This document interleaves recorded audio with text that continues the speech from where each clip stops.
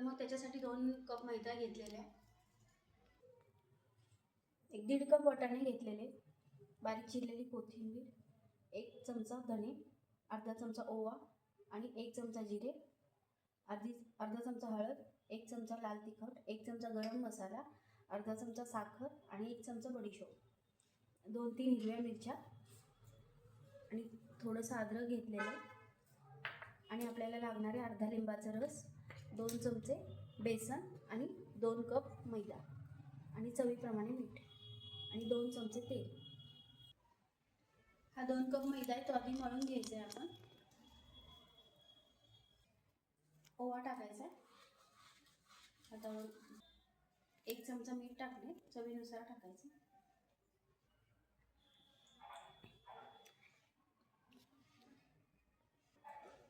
हे 2 चमचे तेल टाकायचं.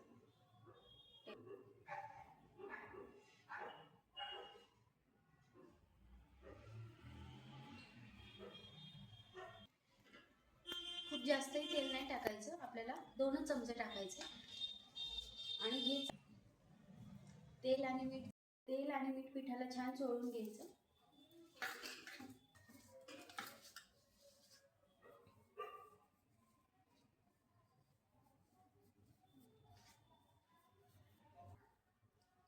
आपल्या पिठाला तेल चोळून झालेले आणि त्याचा असा एक अशी मुठ्ठी करून बघायची. असं घट्ट जर झालं तर आपलं पीठ छान झालं आणि जर नाही झालं तर थोडंसं तेल अजून घ्यायचं. आता थोडं थोडं पाणी टाकून याचं सैलसरच पीठ भिजवून घ्यायचं, जास्त घट्ट मळायचं नाही.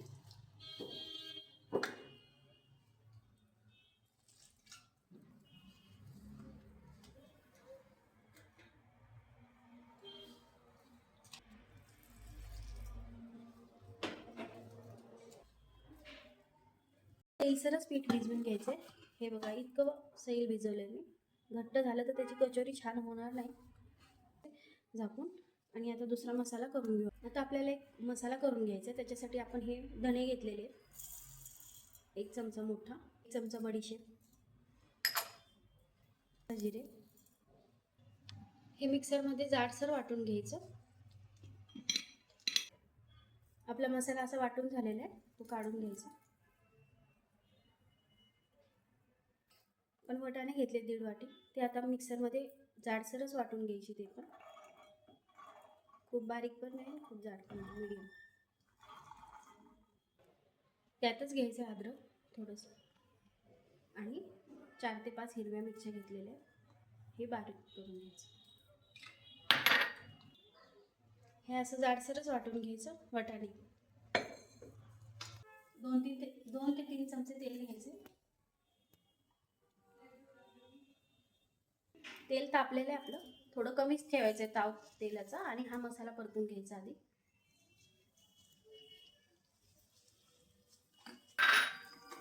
जास्त तेल तापलेलं असेल तर हा मसाला करपून जाऊ शकतो, त्यामुळं कमी तेलातच हा फ्राय करायचा. तापलेल्या मसाल्यामध्ये 2 चमचे आपण बेसन टाकायचे, ते पण छान भाजून घ्यायचं.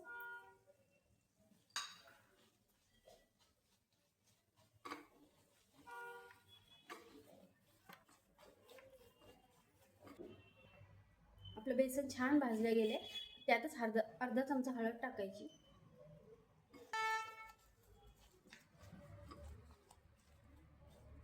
1 चमचा लाल तिखट,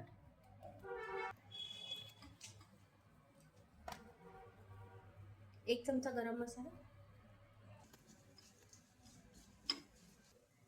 हे पण छान परतून घ्यायचं.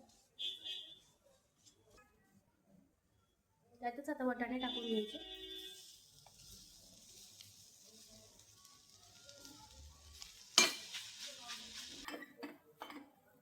आपले वाटाणे मिक्स करून छान झालेले आहेत. आता आपण यात मीठ टाकायचं. 1 चमचा मीठ आहे,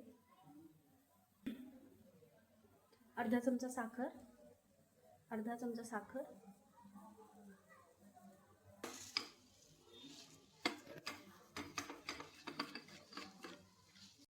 हे पण छान मिक्स करून घ्यायचं.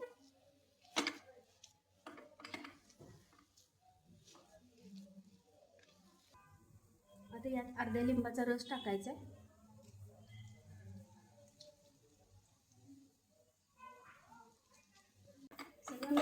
छान ह्याला वाफ घ्यायची आहे. आता लिंबाचा रस, साखर आपलं मस्त झालेलं आहे आतलं स्टफिंग. 1 मिनिट भर ह्याला वाफ देते मी.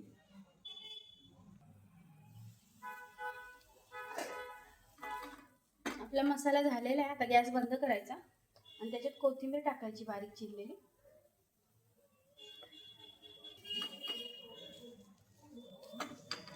आता हे मिश्रण थंड करून घ्यायचं.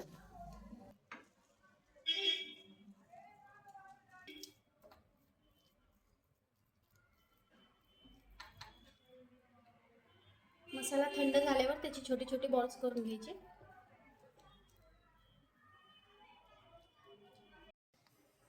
आपला मसाला थंड झालेला आहे. आता आपण याचे छोटे छोटे गोळे करून घ्यायचे, असे बॉल्स करून घ्यायचे, म्हणजे आपल्याला पटकन कचोरीमध्ये भरता येईल.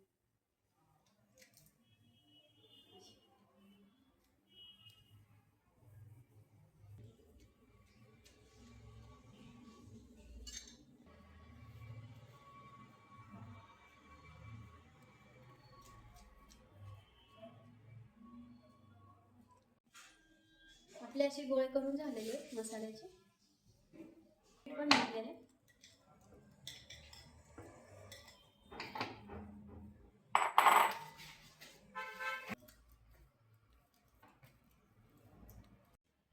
पीठ आता परत एकदा छान मळून घ्यायचं.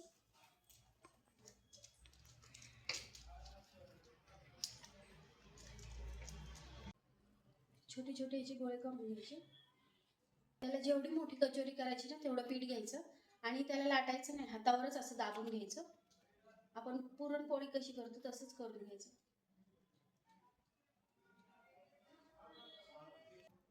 आणि त्याच्यामध्ये ठेवून द्यायचं आपण जो बॉल्स केलाय मसाल्याचा तो.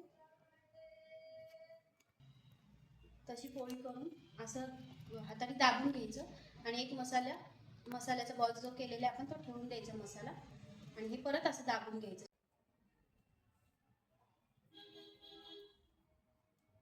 आणि हे असं करून छान पॅक करून घ्यायचं.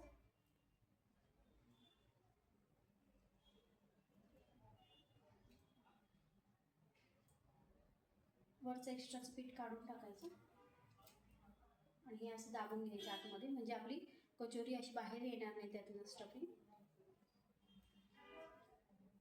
अशी दाबून घ्यायची आता हातावर. मध्ये जास्त दाबायची नाही, मध्ये थोडीशी फुगलेलीच ठेवायची.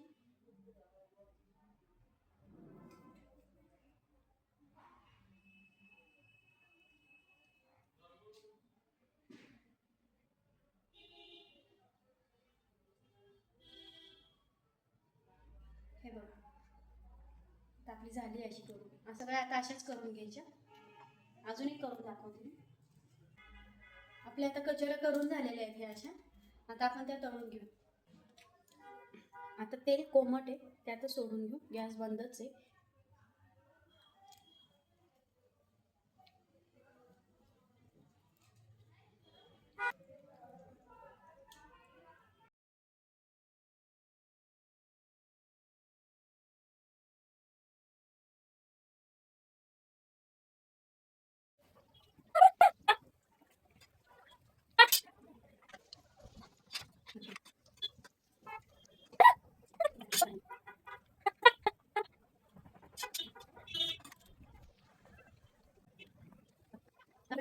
तरी काय टेन्शन नाही.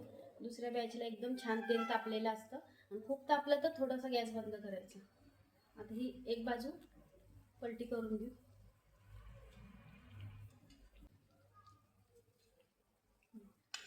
ही आपण उशिरा टाकल्यामुळे हिला वेळ लागला जरा.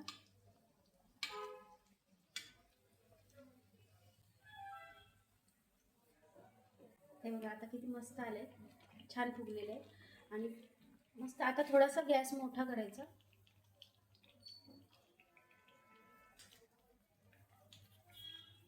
थोडा गॅस मोठा करून आता छान तळून घ्यायची दोन्ही दोन्ही. जोपर्यंत कचोरी फुगत नाही तोपर्यंत गॅस बारीकच ठेवायचा. आपण पलटी केल्यानंतरच गॅस मोठा करायचा.